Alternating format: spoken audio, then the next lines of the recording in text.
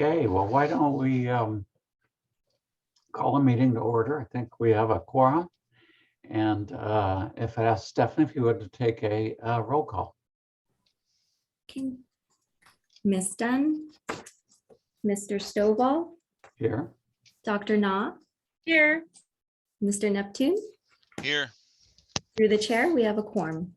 Okay, great. Well, let's turn then to the consent calendar, primary item being the minutes.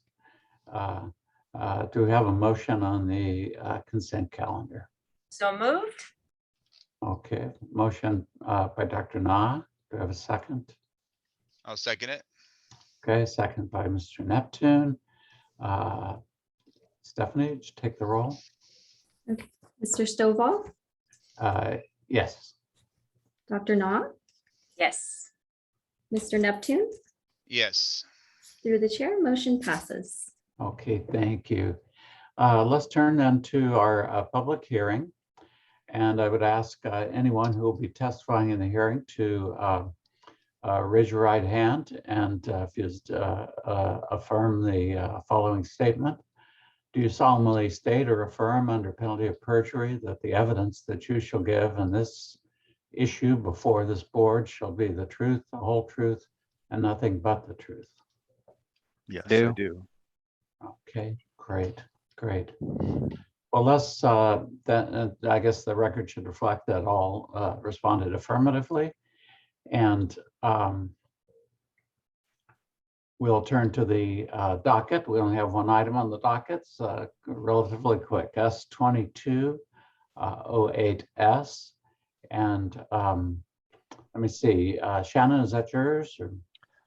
Yes, it is. And Okay, the petitioners are here. It looks like Abigail Lewis, I believe, is representing the facility. Are you? Right, I think, Okay. so saying, I think also Mr. Mitchell and Ms. Needham will be assisting her.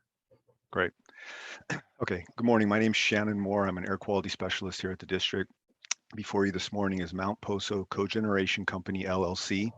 They operate a 49.9 megawatt biomass cogeneration power plant that produces steam and electricity in Kern County. The power plant has been non-operational since November of 2021 due to a major turbine failure. 5 blades in the steam turbine suffered a catastrophic failure and caused extensive damage to the turbine, requiring new blades to be manufactured and installed.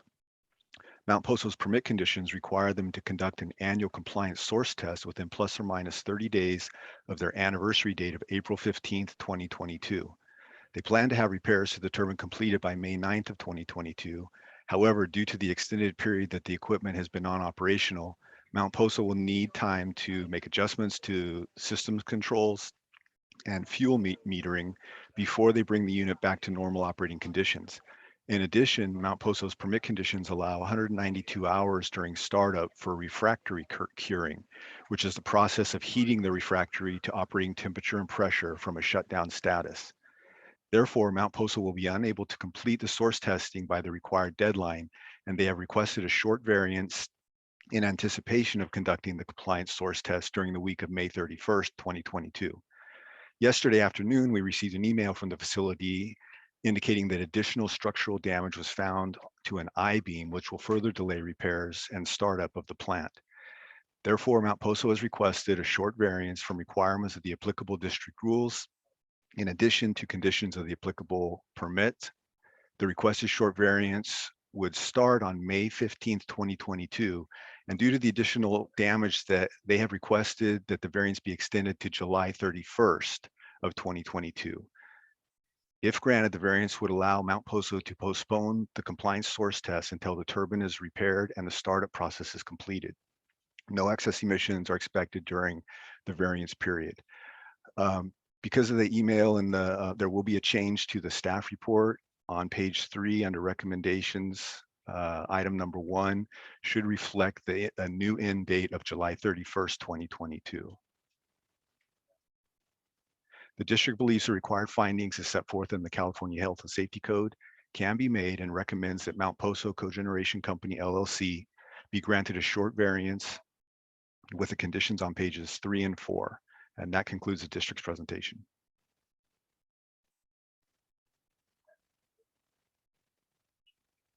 It helps if you're off mute, right? Thank you, Shannon. Appreciate it. Any questions for Mr. Moore? Okay. Let's turn then to Ms. Yes, Yes. I believe there's. Oh, sorry, I should have said. I'm just curious for educational purposes for me. What it says that there's no excess emission anticipated, given that it's already shut down. So why do they even need a variance? Because they will not be able to complete the source test by the required or within that required window that they have. The plus or minus 30 days from April 15th of 2022.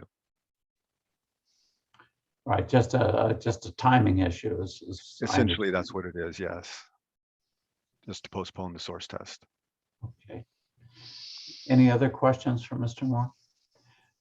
Ms. Lewis, I'll just remind you, you're on mute, so go off mute. Do you have anything you'd like to add?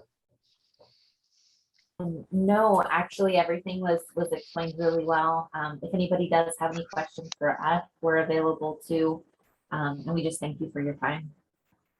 Okay, thank you, Ms. Lewis. Any questions for Ms. Lewis?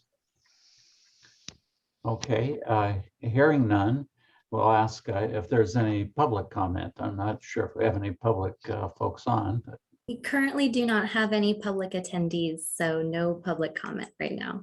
Thank you. Okay, thank you, Stephanie. Okay, with hearing no public comment, then we will go ahead and close the hearing and see if we have a motion. I'll make a motion. Mr. Neptune? Yeah, I move to approve Mount Poso Cogeneration. It's their petition for a short variance set forth in docket number S2208S with the required 6 findings of the Health and Safety Code adopted by reference as set forth in the staff report. The variance shall be effective for the period from May 15th to July 31st, 2022, and shall be subject to the conditions on pages 3 and 4 of the staff report, and I guess the revised staff report that will be forthcoming. Okay, thank you, Blaine. Do we have a second? Second? Second by Dr. Na. Stephanie, would you take the roll, please? Okay. Mr. Stovall, Yes.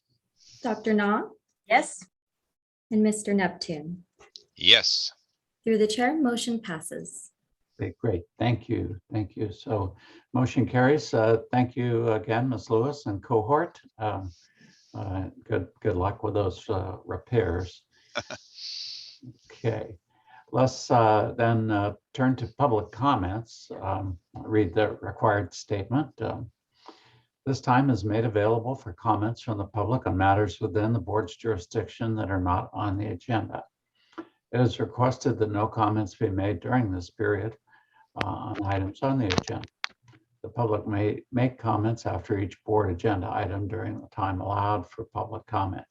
Additionally, state law prohibits the hearing board from acting on matters that are not on this agenda.